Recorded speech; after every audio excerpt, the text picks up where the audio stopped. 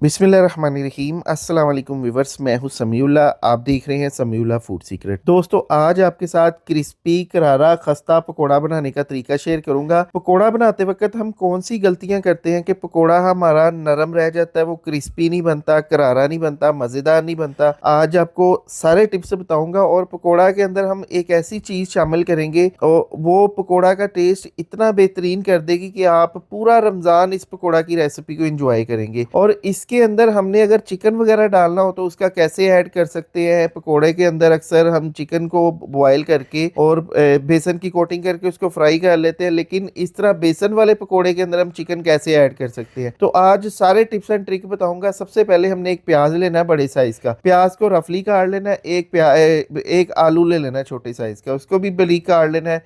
3 से 4 सब्ज मिर्चें बारीक चॉप कर लेनी है।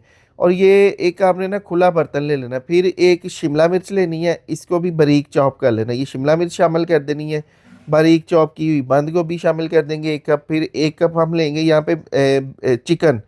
चिकन जो है ना, ये मेरे पास सीने का बोनलेस चिकन है, बगैर हड्डी के, छोटी छोटी बोटी की हुई है, बिल्कुल बारीक कर लेना है। ये इसके अंदर शामिल कर देना है।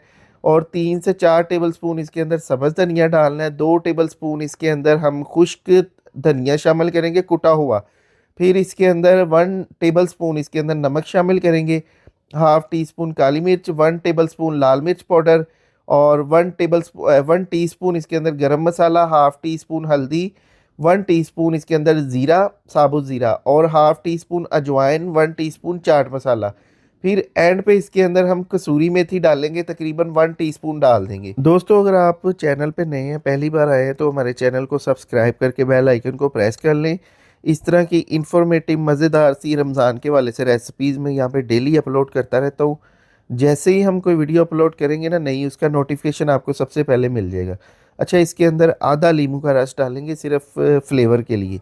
नींबू का रस डालने के बाद ना हमने यहाँ पे बेसन लेना है। ये मेरे पास 1 कप बेसन है, इसके अंदर ये बेसन शामिल करना है। अच्छा, बेसन जब डालना है ना, पहले थोड़ा सा बेसन डालना है, इसके अंदर हमने पानी नहीं डालना अभी। पहले इसको अच्छी तरह से इस तरह मिक्स करना है। मिक्स करने के बाद ना, ये देखिए इस तरह से, ये इसके अंदर जो सब्जियों का पानी है ना, और चिकन को जो थोड़ा बहुत पानी लगा हुआ है, उसी के अंदर ये ना सारा ना ये बेसन मिक्स हो जाएगा। ठीक है, फिर हमने इसकी बाइंडिंग वगैरह चेक कर लेनी है। ये देखिए, ये अगर इस तरह बाइंड हो रहा है ना तो फिर ठीक है, नहीं तो आप थोड़ा सा बेसन इसके अंदर और डाल दें। ये देखिए, मेरे पास 1 कप बेसन था और थोड़ा सा इसके अंदर सिर्फ 1 टेबल स्पून पानी डालना है और अच्छी तरह इसको हमने कर लेना है मिक्स। एंड पे ना हम इसके अंदर एक खास इंग्रेडिएंट डालेंगे जो कि लहसुन पाउडर है। ठीक है, ये 1 टीस्पून हमने इसके अंदर शामिल करना है। इससे बहुत अच्छा फ्लेवर आएगा पकोड़े के अंदर। और हमने इसको अच्छी तरह से ना मिक्स कर लेना है। मिक्स करने के बाद घी को हमने ऑयल को गर्म कर लेना है। मैं तो फ्राइंग के लिए ना ऑयल ही यूज़ करता हूँ, अक्सर लोग घी भी यूज़ करते हैं। अच्छा, यहाँ पे देखिए पकोड़ा इसके अंदर इस तरह से हमने डाल देना है। ये देखिए सिंपली, और फ्लेम हमारा नीचे से मीडियम होना चाहिए।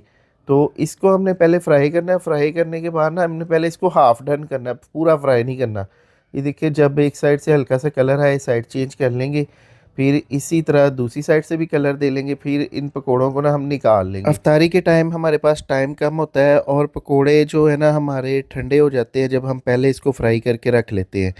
तो इस टिप से आप अगर पकोड़ों को फ्राई करेंगे ना, इसको डबल फ्राई करेंगे, तो आपके पकोड़े कभी भी ठंडे नहीं होंगे, गर्मा गर्म आएंगे। ठीक है, तो दूसरा इसमें ये है कि इन पकोड़ों को हम इस तरह फ्रीज भी कर सकते हैं, हाफ डन करके। किसी भी एयर टाइट बॉक्स में डालें, इसको फ्रीजर में रख लें, जब आपका दिल चाहे रूम टेम्परेचर पे ला के इसको फ्राई कर लें। अच्छा, डबल इसको फ्राई करने का मकसद ये होता है कि इसके अंदर पानी वगैरह ना रहे और क्रिस्पी बन जाए।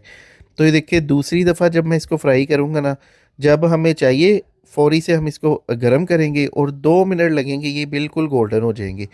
तो हमने इसको गोल्डन कलर देने तक फ्राई कर लेना है और बहुत ही बेहतरीन क्रिस्पी मज़ेदार ये हमारे चिकन पकोड़ा तैयार हो जाएगा।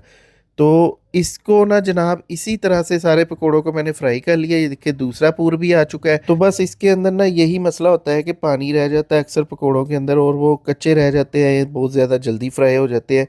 तो इसको आपने मीडियम फ्लेम पे फ्राई करना है। ठीक है, जल्दी जल्दी नहीं करनी। और दूसरा ये है कि देखिए हमारे पकोड़े कितने ज़बरदस्त तैयार हुए हैं, फाइनल लुक देखिए कितनी ज़बरदस्त है। तो वीडियो को फ्रेंड एंड फैमिली के साथ, बहन भाइयों के साथ शेयर कर दे। अपना बहुत सा ख्याल रखिएगा। शुक्रिया, अल्लाह हाफिज़।